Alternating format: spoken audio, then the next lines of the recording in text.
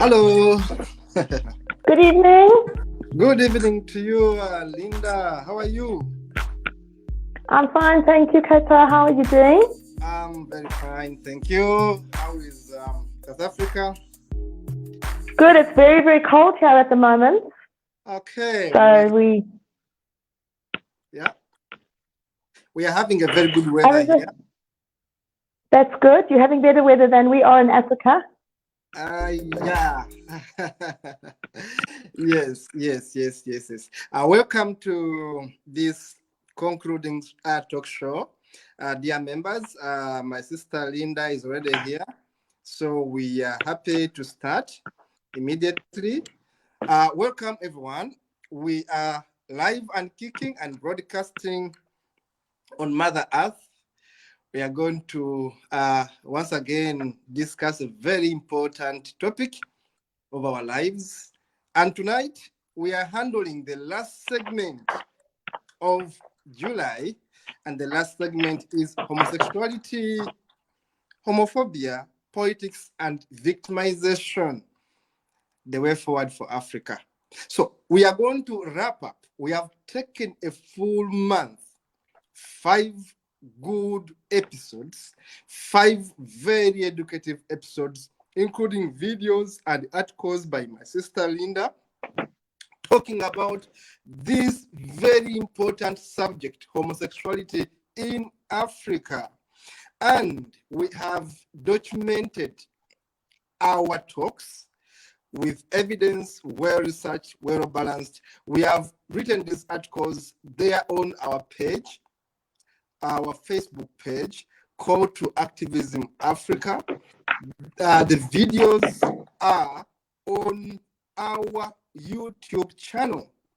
And for information, we are planning to author a book out of the work we have presented here, plus the rest which we haven't covered. So I and my sister Linda will be co-authoring this book. And then we shall be talking about in-depth Africa, but handling the subject homosexuality, so that we can shed more light on this very important subject, which has led to victimization, which has been politicized, which has been mishandled by many a government in Africa. So today, we are handling the last segment. We are going to talk about politics. We're going to talk about victimization. We're going to talk about social, cultural aspects of homosexuality in Africa. I need to remind you, before I do invite my sister, Linda, that I have written several books, which my brother is going to be showing us the items one by one. One of the books I've written is The God Business. The God Business, and how it has failed Africa, and how reason is out of the way in many things we do business in Africa. The God Business, one of the books that features the tragedy of religion in Africa. My name is Kato Mukasa, a human rights lawyer and activist, human rights defender, based largely in Africa and working for Mother Earth, defending the vulnerable. Now, Dennis is going to be showing us some of my works I've authored. I've said 8 books I've authored so far. One is The God Business and the Death of Reason in Africa. The second book is Modern Humanism, which largely talks about humanism today. I and Linda and the people in the background are humanists. And to know more about humanists, you need to read more about us. And we promise you that in the month of September, we shall talk about humanism and religion and all these isms that have ruined Africa. The third book I've authored is a poetry book, which I named Because I Love This Land, which is largely about Uganda. And the other poetry book I've written, of course, is the latest one. The two latest books. One is called The Infidel. Yeah, that's one of the books I've written, The God Business and the Death of Reason in Africa. This book can be found on Amazon. The other book, which is released this very week, is called The Village Chief is a Criminal. Poems from Wakanda Land. This is a symbolic poetry about politics gone wrong and rogue in Africa. And the symbolism of a village chief represents the bad leaders of Africa. Read it and understand why we need to style up, why we need to take charge of our leadership in Africa. The other book I mentioned is The Infidel, Song of an Infidel, which largely talks about the dangers of blind faith in Africa, and an infidel like me, a non-believer, rejoicing in a song, in a long narrative poetry song, the Song of an Infidel, where I ridicule and mock religion to the core and expose the dangers of that religion. The other book, the fifth one I've written, is called From Mental Slavery to Freedom, a novel partly about my life. If you want to know me more, read that book, From Mental Slavery to Freedom. The other book, the seventh one, is called Stolen Legitimacy, which directly exposes dictator Museveni as a thug, as a murderer, as a plunderer, as everything gone wrong in Uganda. So it details his 36 years of robbery and thuggery, violence, stolen elections and victory in Uganda. It's a book about Uganda leadership. It gives a history of Uganda from the time when the colonialists left us with the problems.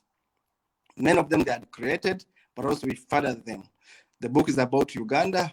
The photo is about Museveni and his son, who is rumored is going to be the next president of Uganda. So the book is political. Because I Love This Land is a poetic book where that title talks about still my country, Uganda, and how the leadership of Museveni has ruined the country. All these books are published. Modern Humanism is my other very important book for the world. Every person that loves humanity may need to understand what is modern humanism from an African perspective. That is very important. From an African perspective, we have read a lot of European-centered books. Now we are writing from an African-centered perspective. No one has taught us humanism. In fact, we have taught the world humanism. Africa has taught the world humanism. Africa took civilization to the world. So, my book, Modern Humanism, will briefly tell that story. And lastly, all these books can be found on Amazon. Simply put in my name, Kato Mukasa Publications. You'll get all these books at a friendly price. And all the monies that we get from these books are going to partly sponsor our work here online. We have a big team that helps us to survive, to do the things we do. Me and Linda don't earn a thing from the work we do here, but Linda puts in her 24 hours time into what you see here. She's very dedicated, very committed African. I always tell her, that she inspires me to do things I do lately, because I wish I had 100 Lindas in Africa. Africa would have been far. And this is why I normally say that Africa is for Africans. And when I say Africans, forget about your color. Forget about your being white or black or brown. We are Africans. What defines us? We are telling it on this platform. The humanity, the humane, the history we share defines us to be Africans. So if we had Linda, committed white Africans, coming out to defend Mother Earth, coming out to talk about the ills and trying to change the bad things in Africa, Africa would be very far, because we'll be fighting as a team. Today we are united and also divided. There are things which Black Africans fear to talk about, white Africans fear to talk about. Yet if we were united, we would have had a very powerful continent. Ladies and gentlemen, welcome again to this last segment of this very important topic. I'm going to hand over to my sister, Linda Tilly, who is going to introduce the subject, but also go ahead and discuss it. Welcome, Linda. Thank you, Kato. Thanks. It's always lovely to be co-hosting with you and all the interaction during the week. I just wanted to say thank you to everybody for the incredible response we've had. We've been, this is our 5th show. We started at the beginning of July, and we decided to choose the topics that we want to cover about Africa. They're such huge topics. They're impossible to just do in one show. So we thought we'd take a topic and run it over a month. And there were a lot of incidents that were happening around us, and we just thought that homosexuality in Africa would be a good one to start off with, which I know is a controversial topic for many people. But, you know, we just like this platform to be a place of open, honest facts. Kato and I are both extremely fact-based writers and humanists. I don't just go on what I Google or what I read. The countries that I am very involved with are the countries of Uganda and Nigeria. And those are countries that I've been involved with for several years. And I get my information straight from the source and from people. And I don't go on just what I hear. The same as with the homosexuality topic. We've done a lot of research, and we've gone back through old records, and one of my cats is making a bit, through all our old, through documented evidence and surveys and things that have been published, and a lot of research has been done in America, which we'll be talking to you about. My name is Linda, and I am a Zimbabwean. I was born in Harare. I was born into a country still under colonial rule. I lived in the country after it became independent, but our independence, unfortunately, was a sham. We wanted our country to go back into the hands of the Black Zimbabwean people, and our election results were a great shock to all of us, because we knew that when Robert Mugabe rigged himself into power with the backing of China, and that Zimbabwe would not last for longer than 30, 40 years, as we see now the state that my country is in. So I have lived some of my life in South Africa. I have lived most of my adult life in East Africa. I have lived in Tanzania, and that is where I developed a deep love for the East African people and East African countries. I've traveled around Africa to other countries, and I've lived and worked around Africa. I have never lived overseas. I have 100% African government school education. I don't have any fancy university degrees or anything like that. I'm 100% African. I've always worked for the less fortunate, or the people that don't have voices, which unfortunately on my continent is all people of color. And it's very sad for me to see that 50 years later, we still have the same issues. I first stood up for people's rights in apartheid South Africa, where I was part of a state witness trial against my white boss, who was mistreating Malawian and South African blacks. I never thought that I'd be back in South Africa 25, 28 years later and still facing those same problems. with apartheid in South Africa. I call it apartheid too because it's not, people think it's over, but it's actually not. And I think that people around Africa are slowly starting to wake up to what's happening on our continent and saying, why are our presidents doing what they are, and why are we all still living in such poverty? And Kata and I have so much. My passion in life is unveiling the African education system.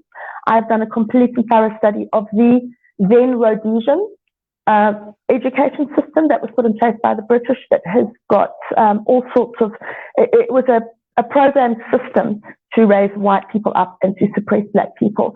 And I was horrified a couple of years ago in South Africa when we were in lockdown and we were teaching our children from home to see glimmers of it in the South African education system. I then started investigating that and I was horrified. And then I realized what was going on. And I can tell you that it is still present in every single one of our countries that was ever colonized by the British in some way in our government schools. So that is my whole thing in life, but we'll talk about that's my passion and with helping people.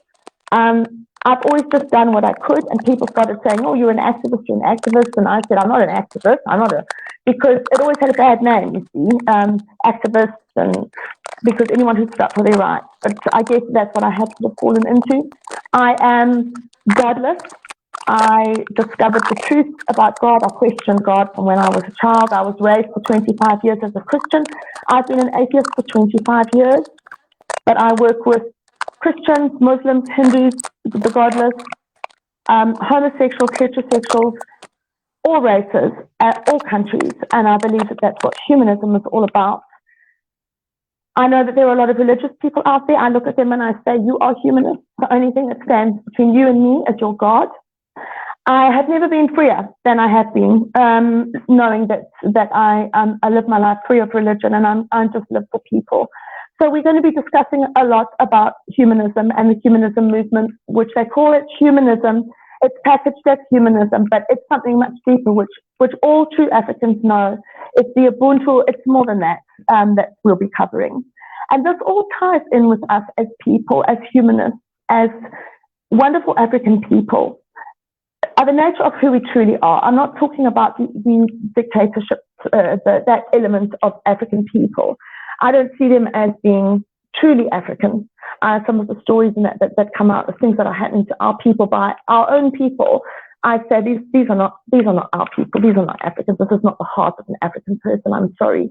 So, a discriminatory group. As a godless person, of course, we are targeted a lot. So are the homosexuals across Africa.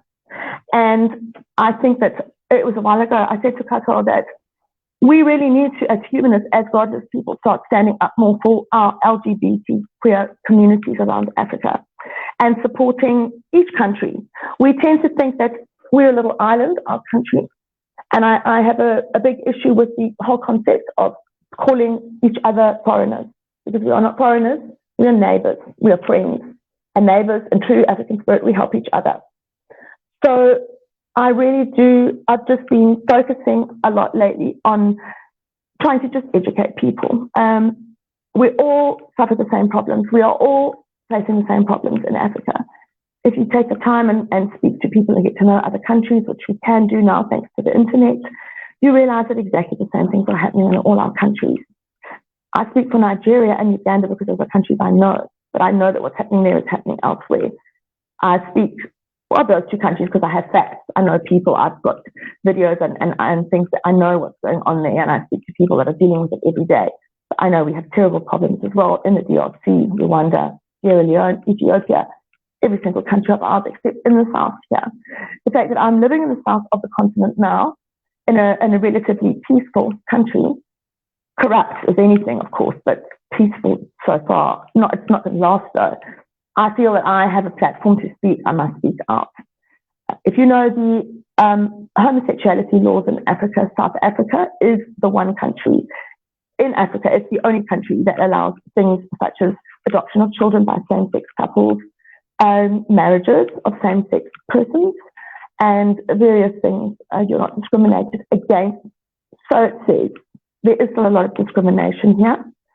Not as bad as in places like Nigeria, where you can be killed. They're trying to put new laws in now where even if you are a friend or a supporter, of an LGBT person, you will be arrested and imprisoned for 10 years.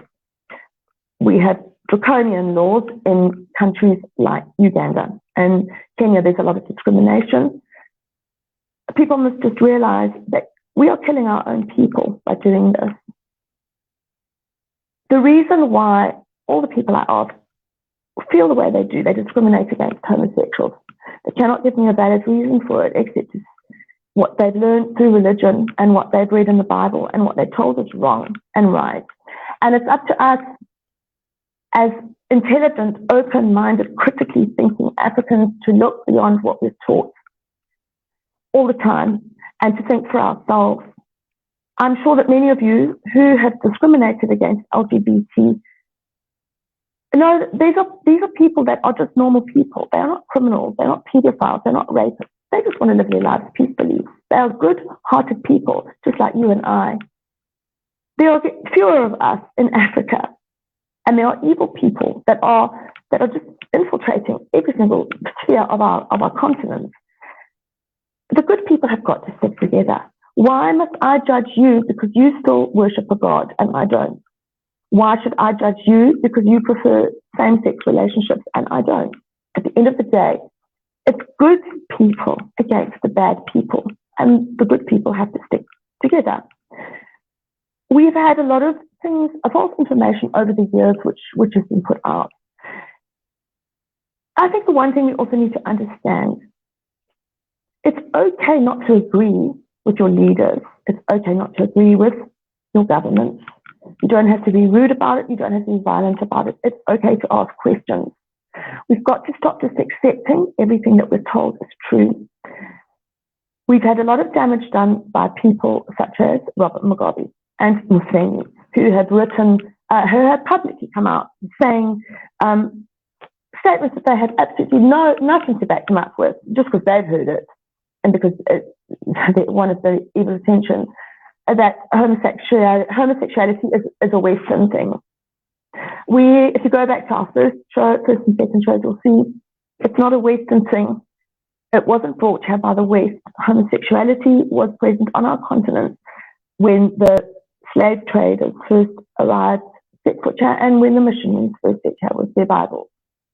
What I say to people is, laws were put into place, apparently, by the colonialists. We know some of them are still standing in our laws today. Why would the colonialists have come with their laws if they introduced homosexuality here? They brought it here. How would it have spread to every single corner of our continent? So much so, everywhere, that laws had to be put in place by them. It has always been a part of who we are as African people. Whether you like it or not, it's a fact. You can't deny it. Now, as we know, every single artifact, every single thing of meaning to all of us has been taken, looted off our continent, stolen by the UK and sold to pay off the UK's war debt from World War II and all sorts of other things, and to build their country, and being sold to museums all over Europe. And 90% of our artifacts, our cultural artifacts, are still in museums where people are charged fees to go and see them under domed glass with lights. I think it's absolutely shocking that, first of all, no one can afford to go overseas to see their artifacts. That if you want to see a cultural artifact, you have to go overseas and see it through a glass window and pay for the privilege. I think that also as humanists, we will slowly start realizing a lot of things where we have to work together. We can't be bitter towards whole countries for what they've done in the past. We have to know that you cannot judge a country by a majority of people or a minority of people, just like you can't judge a religion or a race or a family or a country or a town even. We just have to start seeing past all the outside trappings at the heart of who people really are. And all the homosexual people that I know are wonderful, loving, caring people who have so much to offer as people to communities, to help others in their careers with the experience and the skills that they have, like teachers and that. And the minute that it's found out that they are gay, they're ostracized and kicked out. And I just say, what has a gay person ever done to you? If we are going to go around as Africans hating people because they are different to us, we are not practicing the true heart and spirit of who we are as African people. You can't, just because somebody leads a different lifestyle to yours, it doesn't mean that it's wrong. As long as they are not committing criminal offences, we are turning on good people, but yet we are allowing the evil, sinister people that are doing the most horrific things here to stay in power and to have a platform and to carry on ruling us. But yet your brother or sister who is prepared to stand by you, you don't want anything to do with them just because they happen to love a different kind of person to you. There are so many children across our continent in orphanages, orphaned by war and by diseases that we know we can prevent, like malaria and sickle cell anemia, that we have the capability, if we were just allowed to find the cures, to introduce the cures, but you see, it doesn't suit a lot of people to have a healthy continent of people who are overcoming things like malaria, which has been around for hundreds of years. Why? There's cures. They can come up with a COVID cure overnight. They can come up with vaccines for everything and all these Western diseases that you used to find in the West, but not a cure for malaria. You know, we've just got to start looking at the bigger picture here. So sorry, I'm going off track now, talking about LGBT and malaria, but anyway, it's all kind of related, so connected. So what I'm saying is that we need to start, first of all, realizing that homosexuality is not a Western thing. The artifacts have all been stolen, so we can't see, but I believe that a lot of our history lies in those artifacts, in the paintings and the pictures and the things depicted in them. We must also know that there are thousands and thousands of our artifacts that have never seen the light of day. They're all kept in underground storage in London, UK.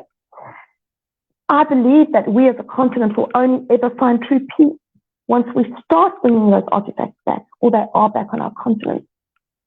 Our ancestors, I believe, need us to do this. And I think that the only way we can do this is if we unite as a continent. We can't do this individual countries fighting on our own for our artifacts. I truly believe that our artifacts are the things that are going to be one of the things that really start uniting us one day, when we realize that we're all fighting the same evil and we all want the same good things.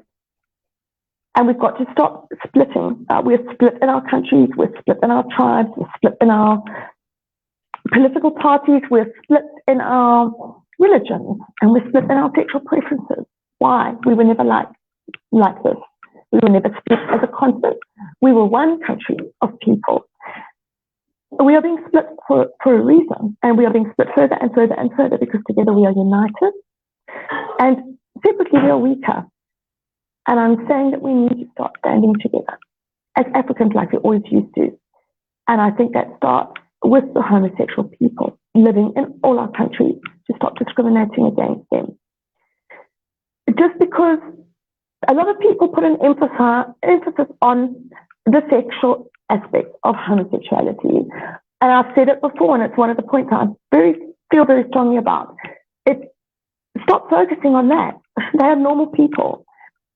They live normal lives. It's not all about sex and that side of it. They are deep, committed relationships like a man and woman would have together. A supportive, each has strengths and weaknesses that balances the other one up. They support each other through careers, through child rearing, through all the things they each face with discrimination. And there are, like I said, there are so many children on this continent which don't have parents due to war and diseases like malaria.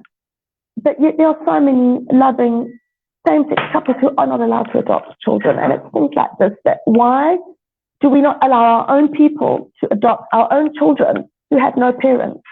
Because we've been told it's wrong for those people to have children. If you look back to our shows, you'll see all the questions that are asked. We dispute completely things like gay people are rapists or are pedophiles, or they like that because they were born that way. I mean, they were made that way because they were abused as a child or whatever. We've got a lot of data on that, and we'll be putting articles on the Facebook page. I want everybody to understand here. And I'm speaking, I am not a gay person, but I'm telling you from the gay people I know, and it is the way that you are born. And I liken it to me, I was born godless. I knew from an early age that I didn't believe this nonsense I was being told, but I just towed the line and went along with it. And when I was an adult and I was free and I was working and earning my own money and living independently, that is when I could become myself. But I always knew that there was something about this God thing that didn't sit right with me. Now, it's the same with homosexual people. It's the way they've been born.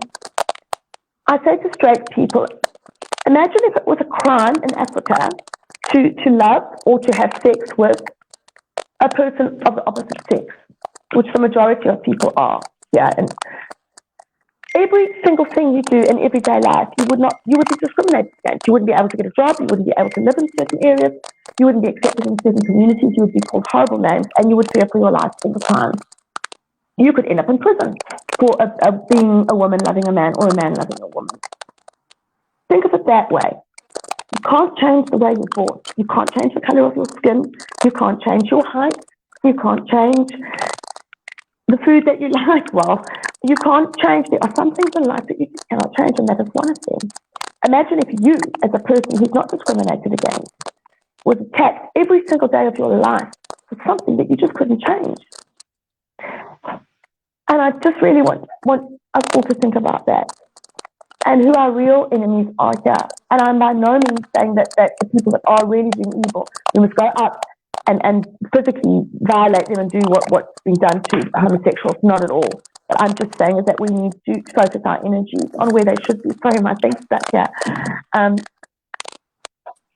We have had some people on the show from LGBT communities in Africa, and we would just, I'm going to be putting some things, we'll be putting all the contact details of support groups, and we'll be talking at the end of the show about how we can actually start supporting our LGBT communities more.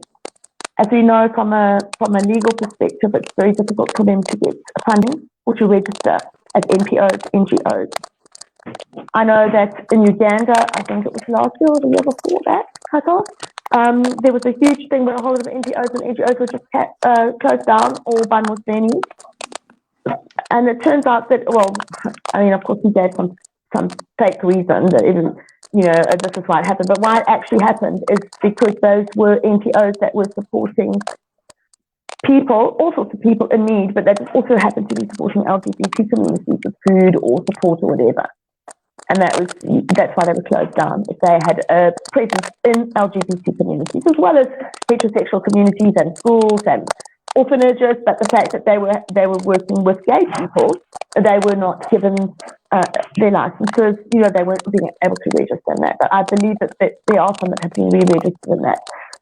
So I'm just saying as well as that it's very hard for them to get funding and to get support. And the ones that we do have on our continent, we need to support them.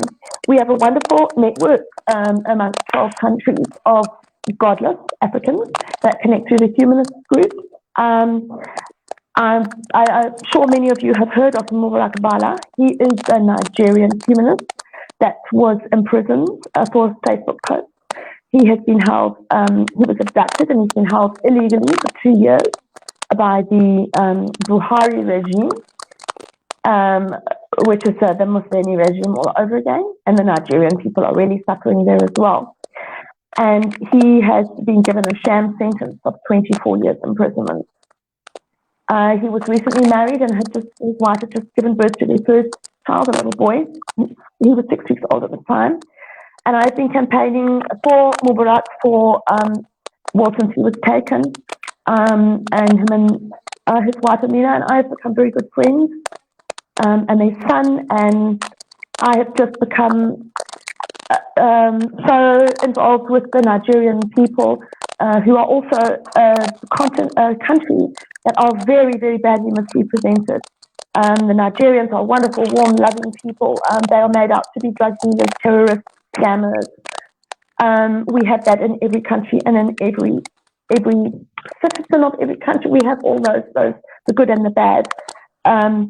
But they are just amazing people, and I have just got to learn so much about Islam in in Nigeria and Sharia law and the jihadist aspect of that. And I had spoken to people from all walks of life there. And there are a lot of terrible things going on there with the homosexuals as well. I mean, in Nigeria, you can just be beheaded and in the street, stoned to death, burnt alive for not worshipping a god or for saying something that it seems to be an insult to the Prophet Muhammad. In the same way that the LGBT people, and there are a lot of atheists, there are thousands upon thousands of LGBT people in Nigeria that you would never even know about. They lead double lives because of the religion. I was actually very taken aback when I realized, and some of them are in the most strictest Islamic states in Nigeria. And many, as I think we know, across Africa, LGBT are godless, because I think it's for those of us that can see the bigger picture, and we realize that, I don't know, maybe our eyes are opened and our minds are opened, and it's a lot of people, and I've also known LGBT people who said it was religion. They realized they had to turn away from religion when it didn't support what they did. Everything in the Bible spoke against it, and they realized that how could they worship a God that didn't love them and accept them for who they were, no matter what, which is, it goes against a lot of the teachings in the Bible. So I just think that we need to stand together, and as I say, we've got a lot of information that we'll be putting up, and articles that have been published so far with statistics, where we've had the American Psychological Institutes and that have done surveys and tests where it actually proves certain things, like all gay people were made that well, were raped, and that's why they like that, and if a gay person is going to go after a straight person or whatever, there are actually facts and figures there that you can see for yourself what the truth is. And and myths and that surrounding them. And Kata, I think that's my side done for this section. And I know you're gonna take over from me now. And Kato is a lawyer as well, and he is involved with human rights cases. I know you've been involved in Kakuma Camp as well with the LGBT community there. For those of you who don't know, Kakuma concentration camp is a United Nations camp that is just over the Ugandan border in Kenya. It's in the Kakuma area, which is near Karamoja, which is an area at the moment which is unfortunately being looted by the Musveni cabal for its minerals. And the people are all being slaughtered and murdered. There's a genocide going on there. I've spoken a lot about the people of Karamoja and what is really going on there for the minerals. That's the reason why the area is very dry and very arid, and it's not an easy area to farm in and that. But a lot more could have been done for the people there over the years if government funding had been directed in the right way. So I've written a lot, and I've been speaking out a lot about the LGBT community. There are obviously a lot of political refugees there now. Not even political refugees, basically anybody who doesn't agree with Musveni or sing a song or dance to his tune. If you're not taken to a safe house, which is, for those of you who don't know, is a torture chamber, which are notorious throughout Uganda, even in places you would never think, right under your noses. Kakuma Camp LGBT community had fled over the border to Kakuma many, many years ago, before these recent refugees have been over there. Because in Uganda, you can be thrown into prison for life and no one will, throw away the key. You don't have rights or anything just because a man happens to love a man or a woman happens to love a woman. Sorry, so these people have all fled to refuge and they're stuck there now. Very hard for the Ugandans to move. Some of them have been there for life.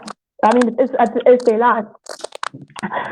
We've had, of course, I know there was a recent propaganda statement put out that there are no refugees, Ugandan refugees in Kakuma Camp, which they need to be. Have been no refugees since Idi Amin's days, which is completely fake. There are thousands and thousands and thousands of Ugandan refugees that are fleeing over the borders to get to a camp, which is a concentration camp because the Ugandan people are being forced to live on the outskirts of the camp. They have no beds to sleep on. They are sleeping on the floor. The Ugandan children are denied schooling because the schools are full. They are given, and I want you to listen carefully here now, their rations per person per month, 2 kilograms of sorghum. 2 kilograms of sorghum per person. Sometimes someone will get rice, 2 kilograms of rice. Someone laughed at me the other day when I saw photographs and said that is actually the food that they're getting is animal grade food. It's the kind of quality of food that I know in East Africa we feed to cattle and that. It is absolutely shocking that people, our own East African people, are being treated that way on East African soil. And it's mostly women and children and men arriving with fresh torture wounds that escape the torture chambers and make it to safety.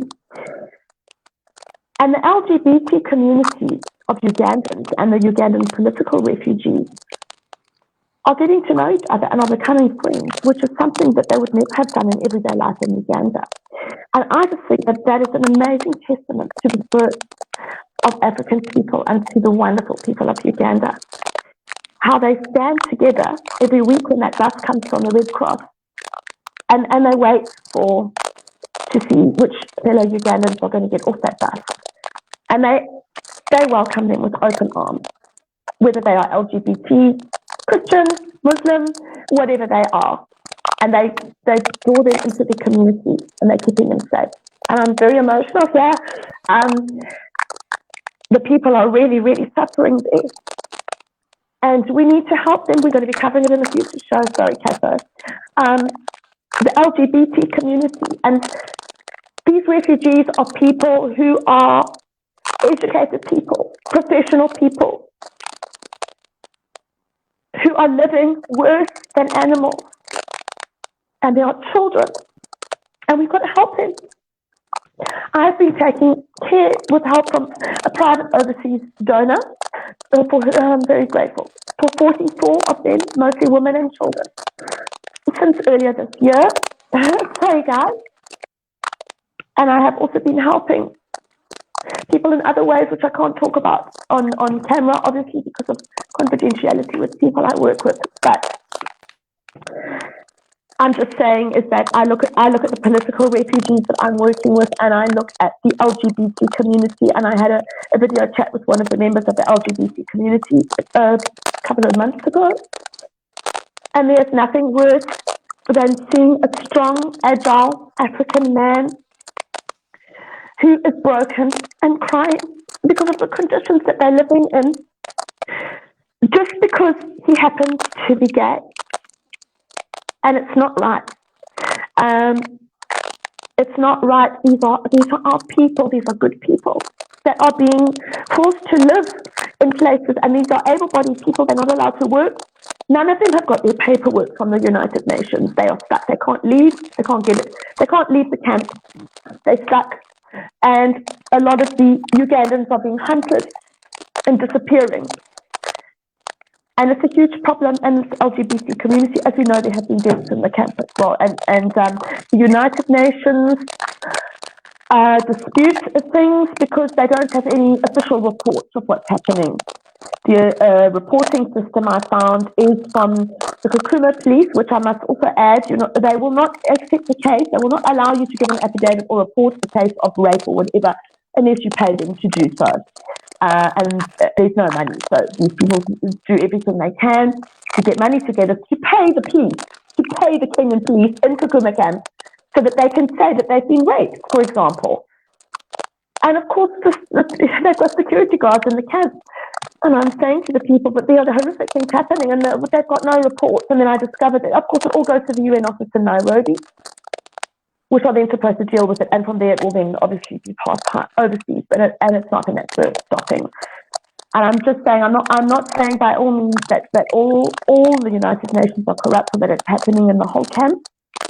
But I'm saying is that I think what people are slowly waking up to see is that because the United Kingdom, the United Nations, the European Union and America all have levels of corruption and are all involved with our government in certain ways to suppress our people, to take our mineral wealth away from us, and to keep us reliant on food aid on a continent where we have everything we need. We, Africa, have enough land, people, skills to grow enough food for the entire world and have more than enough for ourselves, that an African person never has to go to bed hungry again.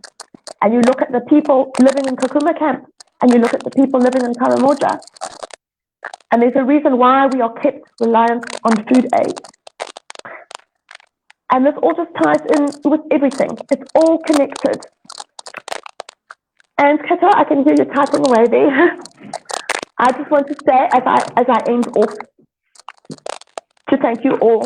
As I said, I think I got the figure this afternoon. We have about 2,500 followers and people who've subscribed, which is overwhelming for a controversial topic like homosexuality. We have a WhatsApp group. I feel so bad because I haven't connected with anybody on there. I've been so busy with other things I'm working on for Uganda, Nigeria, and South Africa. And I went on there the other night. I was awake at about 2 or 3 in the morning, and I spent a couple of hours reading everybody's messages out, and I wrote a reply to you all. And my phone clicked, and I lost it. I didn't have a flat data, so I don't know what happened. Maybe I wasn't meant to send that message, but it was a lovely message. I'm sorry. There are now over 500 messages on the group. And I will catch up, and I will say hello to all of you. I just wanted to say I had noted there, I had written a few notes before I typed my message, I didn't lose those, that we have people that are joining us from across Africa, which is absolutely wonderful, because we're kind of like a group, and we don't want to be like that. We are Zambia and Zimbabwe on a little bit, but we are very, very close. Uganda and Nigeria are very, very close. And then we've got Malawi, Ghana, Liberia, and then Kenya. Oh, Kenya! And we work very closely together. And I feel that I get so excited when I see Ethiopia, Sierra Leone, Zambia. We need Zambia. Yes, please. We need more Zambia. Well, before the countries were split, I am Zambian, Zimbabwean. I was born in Harare, but those are my countries. Those are my people. We need to get our diamonds back from De Beers. De Beers is ours, guys. Rhodes took all our diamonds and gold. You do know that. So we've got to work together. Zambia and Zimbabwe. Hi. Ethiopia. Hello, Ethiopia. Our only country that was never colonized by the British, or briefly. Wonderful, wonderful. I know that I connected with some of you a couple of years ago, and despite what the world statistics say about your religions and things, there's a very different story actually going on in Ethiopia, and it's just wonderful. You have kept so much of artifacts and cultural things that are a lot of ours are all taken, and we know that you hold so much really interesting information that the rest of Africa doesn't have, and I'm absolutely thrilled to see Sierra Leone as well. Really, we need Rwanda and DRC there as well. Uganda, of course, and Kenya, Mozambique. It's really lovely to see all the people as well from Mozambique, which is just close to us in South Africa, and there are a lot of refugees and people. We know what's happening also in Mozambique. It's very similar to what's happening there. I think in Nigeria, in northern Nigeria, and in Karamoja in Uganda. And it's just wonderful to see that, because we're also working with against the xenophobic attacks in South Africa, which are mostly against Zimbabweans and Nigerians are the main targets. But we have a lot of Mozambican people there as well. And the refugees in South Africa are really struggling as well, and we're trying to get involved with that. A fellow Nigerian friend, brother, and a fellow Ugandan friend, brother, the three of us are in the process of forming an NPO where we're going to be working with against the xenophobia and helping refugees from all countries in Africa. So thank you. And if there are other countries I haven't mentioned, it's not because I hadn't seen your names yet when I was last on the group. And as always, to our community of supporters in Kenya and Uganda, who are very prominent on the groups, but I think that's also because Kato is from Uganda and I have ties in East Africa with the schools there, with the humanist schools, but we don't want to be exclusive to just certain countries. So please, we'd love to hear from those of you in the DRC and Rwanda and all our other countries. I mean, where else? Ghana, we need more of you, Ghana. You guys are amazing and we don't see much of you. Come, we want to meet you. Come and sit around the table with us. Malawi, you're so quiet. Why are you so quiet, Malawi? With your draconian witchcraft laws and all sorts of things and your prayers for rain comes, we need you, Malawi. You've got to be here with us too. Who am I leaving out? I don't want to leave anybody out. That's fine. In Namibia, you're very quiet. You've got a lot of trouble going on there. You've got a lot of stuff going on there that people are, some people are hearing about. Swaziland, Lesotho. We need representatives from every country on our continent to join us to talk about these issues we're going to be talking about that affect each and every one of us. Kata, I have gone way over my time and we're on 51 minutes already. So I'm going to hand over to you now. And none of our team here, they're all busy watching the show in other rooms. Just let me end off by saying, for the people that have just joined us, we put the show together over 2 continents. We have representatives here from, we've got 2 Ugandans in Uganda. Dennis, our producer, director, doing the most amazing job putting everything together. And he works every day. We love you so much for all your hard work. And then we have Kata, and we have Abraham, and we have Logan, and 2 of those are Ugandans in exile outside Uganda, and we are working across 2 continents to bring this show to you. And Maddie, yes. And we've got Maddie, sorry, but and the 2 in Uganda are Maddie and Dennis. And then we have 2 Ugandans outside Uganda.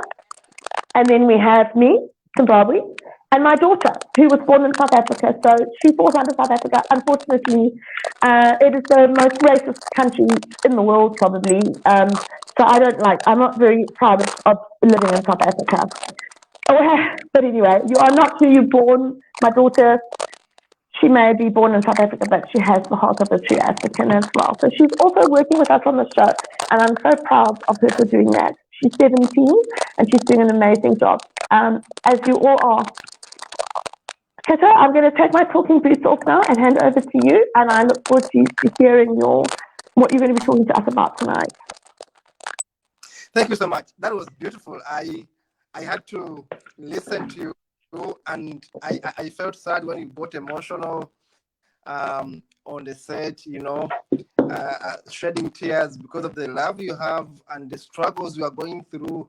Linda has over 40 Ugandans who are trapped in 44. 44 Ugandans trapped in what I call a death camp. A death camp in Kenya, which they call a refugee camp. Kakuma is a death camp. And why are these 44 Ugandans outside Uganda? Because the politics in Uganda, because the rules in Uganda, because the attitude and behaviors of some Ugandans do not favor them. Some of them are gay people who are on the verge of death, wanted to be killed by their communities. Some of them are political activists running away from the murderous regime of Museveni. So, Linda, as you see that lady there, she's the mother angel now of 44 Ugandans. And when she's crying on site, it's understandable, she's emotional, all of us can be, because she has this burden. and these 44 Ugandans have children. Now, all of them look at Linda as their savior. And Linda is overburdened. She's overstrained. She has only one individual in the UK working with her to help these people. But we can imagine that the budget they have is limited, and feeding 44 people with their families, they have needs. The women need sanitary towels, they need so many other things, sugar, whatever, clothing, having 44 families when you don't have that much takes a golden heart. That's why I salute Linda, and I salute the partner we have in the UK who works with Linda. Absolutely. Thank you very much, sir. We salute you, but we want this to change. That's why, among others, this platform is here, because we believe that Africans, the problems we have, many of these problems are because of our own making. Europe, US, and the rest of the world, much of the world is saying, for example, the subject matter of today, they are saying, let us decriminalize homosexuality. Let us remove all the bogus laws about homosexuality. Let us not politicize an issue which we could handle. Europe, much of Europe has now removed these bad laws. Latin America is doing the same, US and others. I mean, we are talking about the laws that make it very hard for my brother who is gay, for my sister who is gay, for your relative and friend to live in a country of their love. None of us would love to be in exile. None of us. And I've been always saying, I always repeat it, there is no country better than my country. There is no country better than my country. There will never be a country better than Uganda, because that's what I know. That's what I love. Linda loves Africa because she was born in Africa. She was educated in Africa. She has lived in Africa. Africa is a country. That's a continent. And South Africa and Zimbabwe and Zambia and Tanzania, these are Linda's countries. She's not a UK. She doesn't feel anything to do with UK. She's African. That's why I had to use this opportunity to say, whoever look at me and look at my color and you think because I'm black, I'm African, you must be very naive. And if you look at someone and think, oh, he's white, he's not African, you are again very naive. This color does not define our Africanness. To me, it doesn't. You will find many black people like me who hate their continent and actually are doing everything within their powers to destroy their continent. Now, how do I say that person is an African? How is that African loving the continent that you would have shared the origin with? So to me, being an African transcends color of your skin. It's the person. Linda has been born in Africa. Her father, her family are all Africans.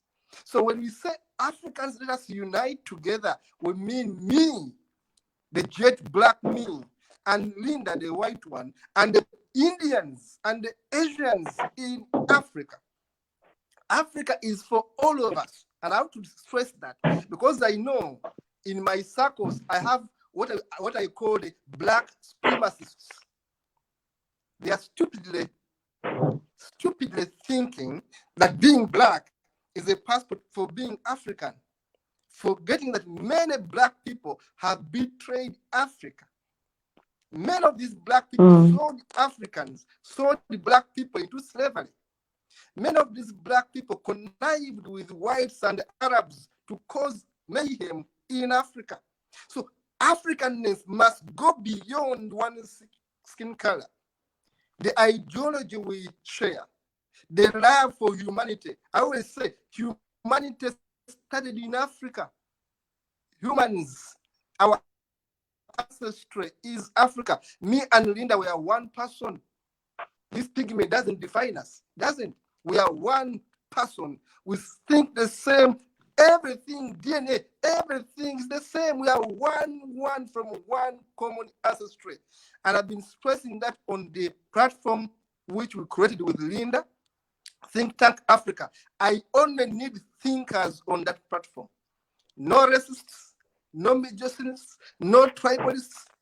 Don't talk anything beyond reason and rationale. We are all Africans, whether it's Asian, whether it's European, whether it's African, from your perspective, as long as we are human beings who love Africa, we must be together. Having said that, I will go back to the theme of today. We are wrapping up the biggest threat right now, socially in Africa, homosexuality.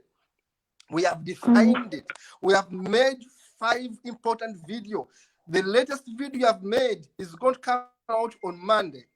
It has been made with a bias of Glasgow, Scotland, and have been in touch with a reverend. The name is Reverend Kelvin Holdsworth. I'm an atheist, but I'm telling you, the video I've made is partly talking about a reverend of a church in Glasgow called Reverend Kelvin Holdsworth, whose church embraces people of all color.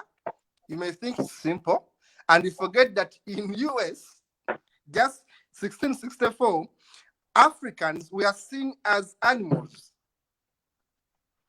Africans or black people were seen as animals. In fact, they were not allowed to marry white women.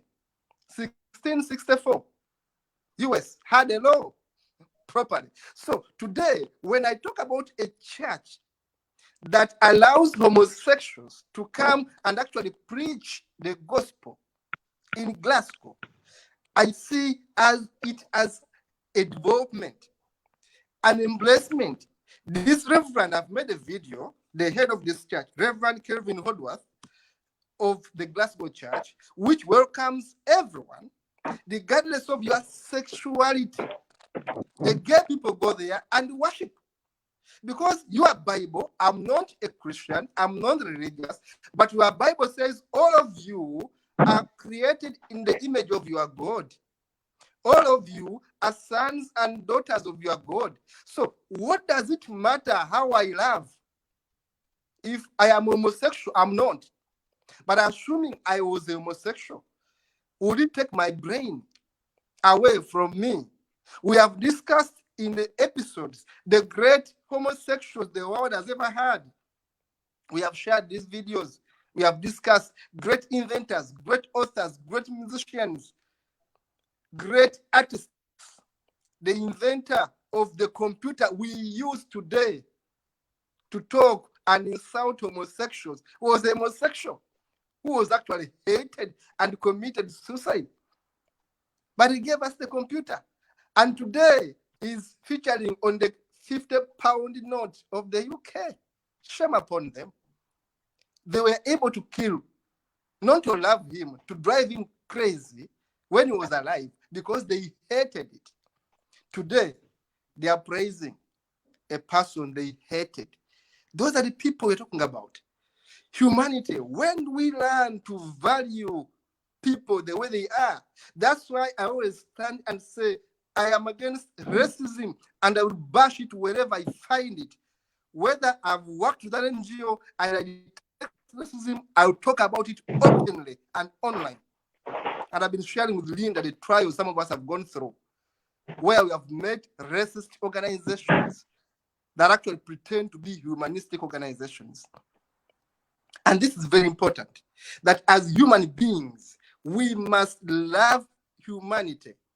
Ubuntu is a concept coined in South Africa where Linda is. Desmond Tutu and others promoted it. Ubuntu, I am because you are. Homosexuals have contributed to the development of Africa and the world. We have had gay kings in Africa. Where I come from in Uganda, one of the best kings, King Mwanga, was a homosexual. And in fact, in the 1880 plus, he led to what we call today the Uganda Martyrs, where he killed over 40 of these so-called Uganda Matters. But the fact is that he was gay. He was having these boys as boy wives, and the Christians said homosexuality was wrong. And therefore, the boys who were boy wives became rebellions against this king. Homosexuality was part of Africa. We talk about the boy wives in South Africa, among the Zande, in Central Africa, everywhere. We have seen boy wives, homosexuals, ladies and men. We have seen women marrying women in Africa before the coming of the white man, as we call it today. Women marrying, and some of the cultures in West Africa allow women to marry women. How do you define that? If it's not lesbianism, if a culture allows a woman to marry a woman, and then you say a white man brought homosexuality, shame upon you. A white man never brought homosexuality to Africa. Homosexuality is part of our DNA. It is scientifically proven. I talked about research and science, which prove that some of us are wired differently. I admire a woman, another admires a man. When I say woman, I'm excited, I'm happy. I want to be friendly, to make love. But another person wants the fellow man. Another woman wants the fellow woman. Because we are wired differently, and that is scientifically proven. I talked about the 1994 World Health Organization findings, which removed homosexuality from the list of diseases.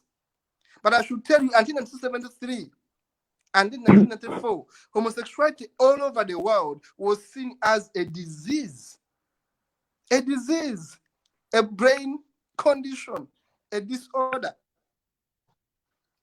Until when scientists discovered, upon research, that no, homosexuality is not a sickness. In this book, which I'm showing you here, Unlearning the Myth About Homosexuality, I wrote it in Uganda in 2013. And this book is co-produced with Farouk, Freedom and Rome Uganda, which is a homosexual organization. And we interviewed over 100 homosexuals in East Africa, not Uganda alone. I was able to go to Kenya, I was able to go to Rwanda, I was able to go to Burundi. We interviewed, again, Tanzania, over 100 homosexuals in East Africa. And the message was simple, was very clear. No one has taught me to be who I am. I am because I am. But the society I live in does not understand me. I brought on site a homosexual young boy, now a man. I taught at Kampala Student Center when I was a university student. I was also teaching. Nyonyintono was Magufuli. If you Google him on Facebook, I don't want to call him his, because he identifies as a woman. That's what she feels. But Wales was almost killed in Uganda. And Wales today has scars. I've shown the scars. Was hacked with machetes, with clubs, with stones, beaten. They wanted to kill him. And he ran away to Kakuma, a death camp in Kenya. I always call it a death camp, where by grace, he was able to be supported and went to South Africa, where he has been for the last 3 years. Now, this is how the problem of homosexuality becomes political. Because when you force them to run away from their countries, they go to concentration camps, they go to settlement centers, they end up refugees and becoming burden to other countries. We have so many refugees in Europe today and US whose arrival there is one thing, the kind of homosexuality. I call upon the governments in Africa to decriminalize homosexuality, remove it from the statutes, from the acts, make it not criminal for someone to love a person they want, so that you don't have excuses of people looking for asylum, refugees elsewhere in the world, people becoming a burden in other countries on one card, homosexuality. If governments in the West can ensure that we decriminalize homosexuality in Africa, they will have less refugees. I assure you on that. They will have less refugees, they will save more money. Governments in Europe and the US have the duty,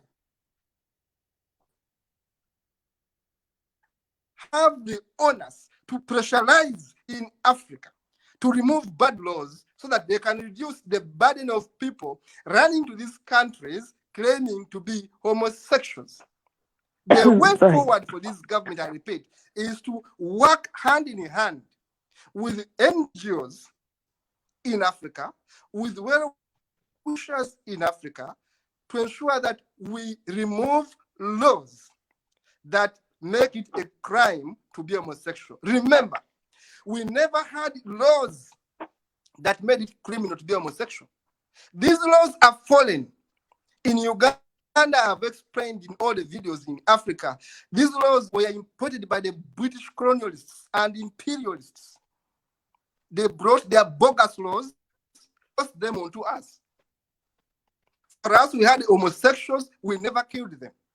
The British came with their and gave us their stupid laws, and now we are fighting the same laws. And the same laws, because the part of it as a crime.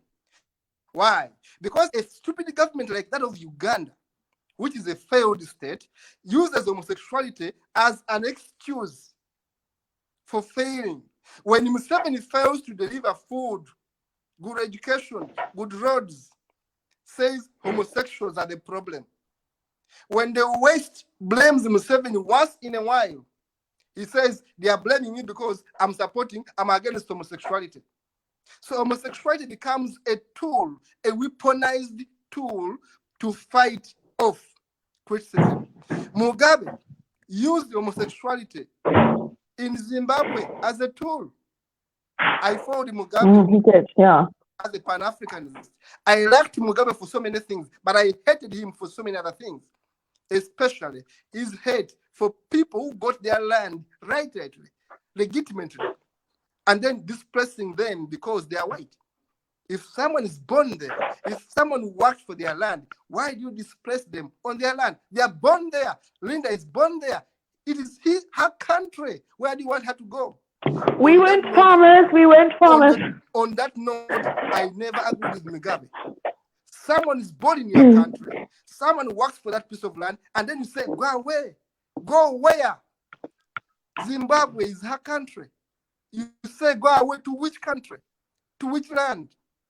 So the other thing where I didn't agree with Mugabe was the issue of homosexuality, using it as a tool.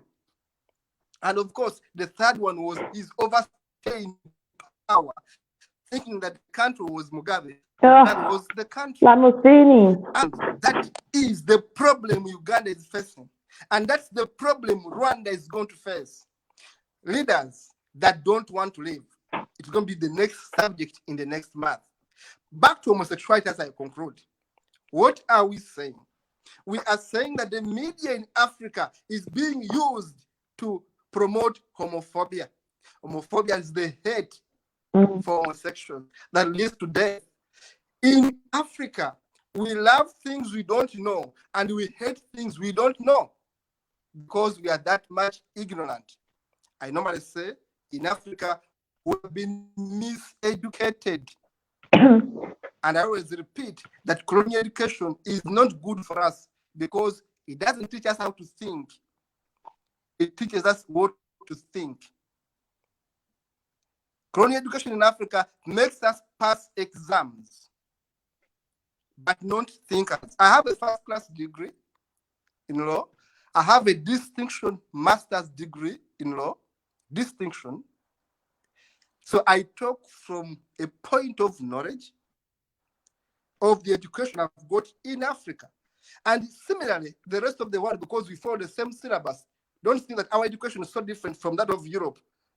We study the same stupid things, the same approach, which do not make us think, because they simply want to give you stuff and give them back the same stuff.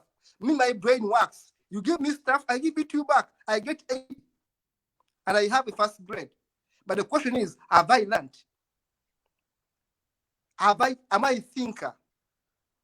Oh, I've simply given you back what you gave me. And in most cases, facts which are half facts. So, as a way forward, Africa, we must unlearn the whole concept of homosexuality. The Bible, a book I call a book of slavery, a book of imperialism, a book of colonialism. The Bible is never our greatest book. We must get our morality, basing it on the Bible. We are missing it. We are missing it. Homosexuality cannot be made criminal because a Bible written by goat herders, people who herded goats, who never went to any serious school or learned anything serious, who believed in holocausts and ghosts and stars and moon and mythology, wrote a book which they never wrote, and we are saying the book is going to give us morality. No. The Bible can't be used as a yardstick to say homosexuals are bad. That's why I talked about the church in Glasgow, which is preaching love, where priests are gay and straight, where everyone is welcome. How about we have such a church in Uganda, where we have a gay priest preaching love, where we have a lady preaching in church? But church business is patriarchal. Men own everything. Men want to own women. Men want to also own how we love. They want to dictate to us, you don't need to love a man because you're a man. Stupidly, they don't know our African history, which I have put in this book, which we have researched, that homosexuality is part of our DNA. The way I love a woman, when I see her and I love her, is the way a gay man loves a man. No one teaches them to love. It's natural.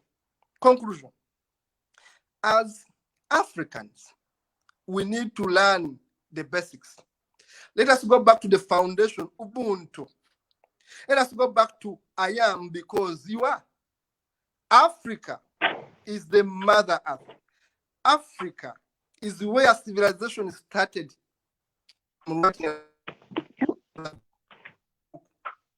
Dispelling all the myth, the white myths about civilization and the lies they put in their books, Eurocentric books. The point is, civilization began in Africa. That's a fact. And Black people were behind this civilization. And in fact, Africans exported civilization to the rest of the world. But now they want us to believe that actually they gave us civilization, which is a fallacy, which is wrong. So if we had civilization as people in Africa, whether black, white, orange, yellow, whatever it was, but people in Africa, why should we be lagging behind on a simple issue as homosexuality? Why don't we learn to tolerate, to live, and let others live? Why don't we remove the stupid laws which are in first and foremost colonial laws? Yet the colonialists have already removed the laws on their statutes.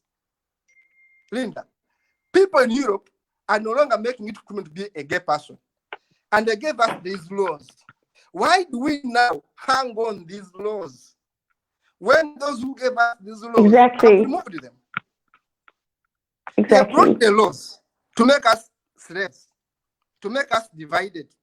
Now they have removed the laws in their countries. Why do we hang on these stupid laws today? And I repeat, I speak as a lawyer with a master's degree, with distinction, asking a question: why do we hang on stupid laws that don't benefit us in Africa? Why? So as I wind up, I take back to Linda to conclude. I'm done. Ubuntu is the way forward. Humanism is the way forward. It begins with loving one another, supporting homosexuals whenever they are, giving them trainings. I've been a trainer of homosexuals for the last 15 years. I have trained them in East Africa and West Africa. I've gone to train homosexuals, not how to be homosexual, but how to defend their rights. Because we cannot teach someone to love. No one can teach me to love Linda. No one can teach me that you have to love like this. It's natural. But I go there to teach them, to defend their rights, to do advocacy, to do mobilization, to engage the media. That has been my work for the last 15 years, train homosexuals to defend their rights. So way forward is be part of them. Do not hate them. Understand them. No, they are human like you. Be a human being, not be a monster. Work with them. And finally, let us pressurize our governments to remove laws that make it criminal to love differently. Thank you very much, Linda. Thank you very much, viewers. It has been very good having you. I take it back to Linda to conclude and close it. Thank you very much. Thanks, Kata, for that very informative talk. It's really good. All the points that you touched on there, very important. I think just to finish off on how you ended yours about the law and how we can help LGBT in our communities across Africa. When there are draconian laws that they're trying to write into laws in other countries, we need to stand together for those countries. If we hear that Kenya or Ghana or Malawi are putting a new law in, whichever country, we need to stand up and sign the petitions, put all the information up on social media, and we need to show unity for that country, that we stand against those laws. Because if a law is introduced in one country, you think, oh, that's far away, that's West Africa or that's East Africa. Pretty soon, you're going to have the law in your own country, in our own countries as well. And why should we not stand up for Ghana, for Mozambique, for Sierra Leone? What is stopping us from standing up for countries that you might not even know where they are on the map or what language the people speak? They are African people. They are the same as you and I. And I especially speak to the countries and to those people in South Africa where you still have a lot of freedom. Your rights are respected to a degree, not as badly violated as they are in several other countries. We all know that our constitutions are a joke. It's just words on paper to encourage foreign investment and tourism, to tick all the boxes for the international community. What really happens isn't governed by our constitution, and what you expect, how you're supposed to be treated when you're arrested and all that sort of stuff, we know that's just actually a big joke. But we need to start standing up, not just in our own country, standing up for each other, saying, I don't like the laws being put into place in Malawi. We are standing up as a community of Kenyans, South Africans, Ugandans, whoever, and likewise, become aware of each country's problems. You're facing the same issues as I am, and they are. Let's all stand together and support each other when there are draconian laws taking place. When someone is killed for being LGBT, the horrific killing, which is unfortunately not the first, of Sheila Lumumba in Kenya recently, with the Justice for Sheila tag you've seen probably around Facebook. She was raped and murdered just for being LGBT, and we should have all been by Kenya's side, protesting against that and making a noise on social media and writing to the propaganda and media outlets and stuff and standing up and making a noise. We Africans, we are loud, and we like talking loudly, and we like being expressive and singing, and let's start speaking up for those other countries. Let's use our voices so they can hear us in the other countries. Let's let all our dictatorship governments see that we are standing together. And how on earth are Sierra Leone and South Africa standing together? Well, they are. Because you know what? We're not foreigners. We're neighbors. Why does our people have to flee to the real foreign countries overseas because we call each other foreigners? I think that wraps it up for us tonight. And I just want to thank you all for joining, and I know most of you watch after the show is finished. Thank you so much for joining us tonight, and we'll see you at the same time next week, where we will be starting a new topic for the month of August. We are over halfway through the year already. I think, are we off air? Abraham, are we off air? Are we still on? Is it still recording? Are we still live? Not. Let me contact our producer. Let's see what Dennis says. Oh, we are back. Yes. Are we still live? I think we are still live, Coco. You better be careful what you say. Oh, there we go. Yes. Let's go on count to the end.